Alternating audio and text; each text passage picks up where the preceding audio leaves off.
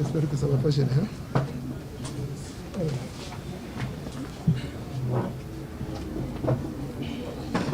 Bonjour. C'est Aliou Ndao, leader du parti PJ2D en Doxal Deug. Plus connu sous le nom de procureur Aliou Ndao. Et donc je suis venu participer à cette conférence de presse à la demande du comité exécutif. Et c'est ce que je ne suis pas membre du comité exécutif. C'est à la demande du comité exécutif que je suis présent aujourd'hui.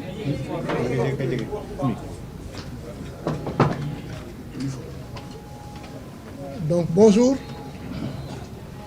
je m'appelle Aliou Ndao, secrétaire général du PJ2D en Doxal Deug. Je suis venu participer à cette conférence de presse à la demande du comité exécutif pour apporter un certain nombre d'éclairages sur le plan juridique en matière en ma qualité d'ancien procureur. Il faut comprendre que le jugement des affaires criminelles se fait en deux étapes. La première étape est appelée le jugement d'interrogatoire. La deuxième étape, c'est en ce moment qu'on aborde la question sur le fond.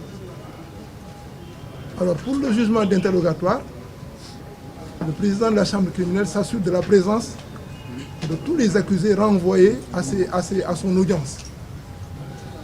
Il s'assure de leur présence, il s'assure du fait que tous les accusés ont un conseil, parce qu'en matière criminelle, il est interdit de juger quelqu'un sans qu'il soit assisté d'un avocat. Et pour les personnes qui ne sont pas présentes, le président de la chambre criminelle va s'assurer qu'il soit arrêté et conduit devant lui pour les besoins de l'interrogatoire. Et c'est donc dans ce cadre-là que l'audience passée du mardi a été fixée comme audience d'interrogatoire. Et donc à cette audience devaient comparaître toutes les personnes accusées qui devaient donc être jugées pendant cette session-là. Ce à quoi on a assisté, c'est que dès le dimanche, on a vu des pelotons de policiers et de gendarmes se diriger à Ziguinchor dans le but de conduire Manu Militari, Ousmane Sonko, à la prison de Rebeuss, certainement. Et c'est là où il y a un gros problème sur le plan juridique. Il y a l'article 138 du Code de procédure pénale qui date de 1965. Et c'est sur la base de cet article 138 que les personnes mises en liberté provisoire ou qui n'ont jamais été détenues étaient arrêtées et conduites devant le président de la chambre, même avant la chambre, le président de la cour d'assises. Moi-même, j'ai fait ça à plusieurs reprises. J'ai fait arrêter plusieurs personnes qui étaient accusées, renvoyées devant la cour d'assises, et pour que ces personnes soient présentes devant le président de la cour d'assises. Mais le problème, c'est qu'en 2014, il y a eu une nouvelle loi, loi 2014-28 du 8 novembre 2014, qui a introduit de nouvelles dispositions et qui a retouché l'article 138. L'article 138 dit expressément: l'accusé qui a été mis en liberté provisoire ou qui n'a jamais été détenu au cours de l'information doit se constituer prisonnier au plus tard la veille de l'audience. C'est ce texte-là qui était en vigueur jusqu'en 2014. Mais à partir de 2014, il y a eu un changement fondamental.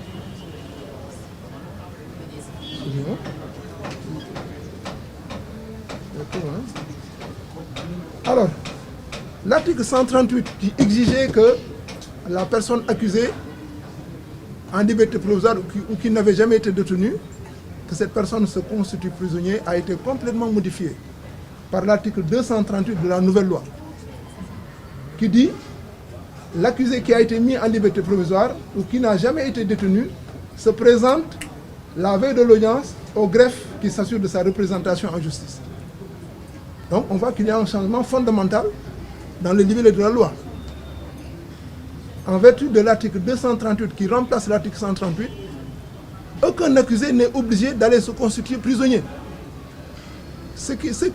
L'obligation qui est faite à un accusé, c'est de se présenter au plus tard la veille au greffe de la chambre criminelle pour qu'on s'assure de sa représentation en justice. Et je crois que dans l'affaire qui concerne Ousmane Sonko, la propriétaire de Sud Beauté s'est présentée en compagnie de son avocat, M. Moussa Sarr, et a été interrogée la veille ou l'avant-veille de l'audience. Et pourtant, on n'a pas envoyé des policiers pour arrêter cette dame-là. Pourquoi avoir fait 2 poids et 2 mesures? Donc ce que je veux dire, c'est que l'article 138 n'existe plus.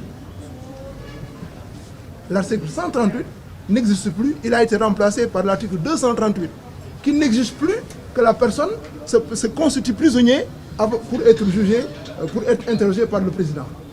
Donc ça c'est un point. Donc pour moi, l'attaque qui a été faite au domicile de Ousmane Sonko a été faite sans aucune base légale. Parce qu'elle est fondée sur l'article 138 qui a été complètement modifié par la loi instituant la chambre criminelle. Le deuxième élément, c'est que l'ordonnance de prise de corps ne s'exécute pas avant l'audience d'interrogatoire. L'article 239 est clair.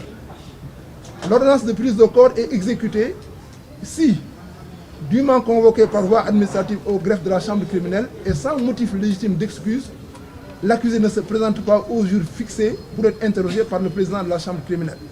Autrement dit, l'absence de l'accusé est constatée par le président de la chambre criminelle au jour de l'interrogatoire. Et c'est à partir de ce moment que l'ordonnance de prise de corps est exécutée, et non pas l'enveille. Or, ce que les FDS ont fait, ou ont tenté de faire, c'est d'aller exécuter, en tout cas de prendre de force Ousmane Sonko pour le conduire de force à la prison, pour qu'il soit présenté le lendemain devant le président de la chambre criminelle, ce qui est tout à fait illégal. Et donc, je pense que sur ce plan, on peut d'ores et déjà pointer le responsable de tout ce qui s'est passé. Parce que sur une base purement illégale, ils ont tenté d'arrêter Ousmane Sonko pour le conduire à la prison.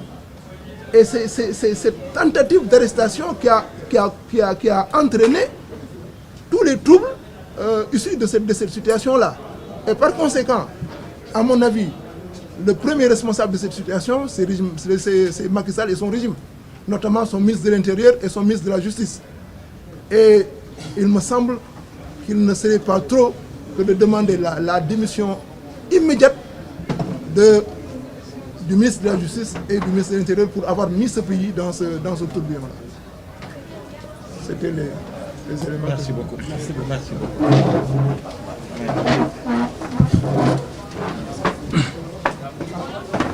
Ah, voilà. Ah, ok. D'accord. Donc, maa ngi leen di nuyu di leen ziar yéen ñëpp bi ma gëstoo mbir mi ci wàllu yoon dama gis ne dafa am jalgati yu mag yu am yoo xam ne FDS dañ ko def mooy maanaam dafa am benn charte boo xam ne moom ne mu ngi ci code de procédure pénale boo xam ne depuis 1965 mu ngi ci te moo tënkoon maanaam ñi nga xam ne dañ leen a yeewi may leen liberté provisoire wala xam ne kenn mosu leen teg loxo te ñu war leen atte devant la cour d'assises. Article 138 boobu moo doon maye sañ-sañ ñu dem jàpp leen yóbbu leen suñu nee suba la ñuy atte comme ça ñu mën a taxaw ci kanamu président chambre cour d'assises bi mu interroger leen balaa mu leen atte dañ gis ne article 138 boobu dañ ko dàq ndax depuis benn loi buñ indi depuis en 2014 nga xam ne moom moo instauré les chambres criminelles au niveau des tribunaux de grande instance cour d'assises yi fa lañ leen jeexale. Et l'article 138 bi am na beneen article bu ñëw bu bees bu ñu wooyee article 238 boo xam ne ni ñu ko tëggee benn la mais liñ ci changé mooy ki nga xam ne dañ ko war a topp kenn tegutu ko mu war a dem kaso pour se constituer prisonnier liñ ko laaj mooy na dem ci greffe tribunal greffe chambre criminelle bi pour que ñoom ñu vérifier ndax moom est-ce que moom dina ñëw ci àtte bi maanaam pour mu présenter ses garanties de représentation en justice. Et donc loolu la loi bi teg léegi loi bi lël bu njëkk ba dàqu na dem na donc ñii liñ def ci loi bi lañ sukkandiku te loi bi amatul donc lii mooy wane ne li ñuy def tegul ci yoon. ñaareel bi mooy li ñuy wax ordonnance de prise de corps nga xam ne juge d'instruction bi su boucler dossier ba renvoyer daf ciy décerner ordonnance de prise de corps contre l'accusé. L'article 239 est clair.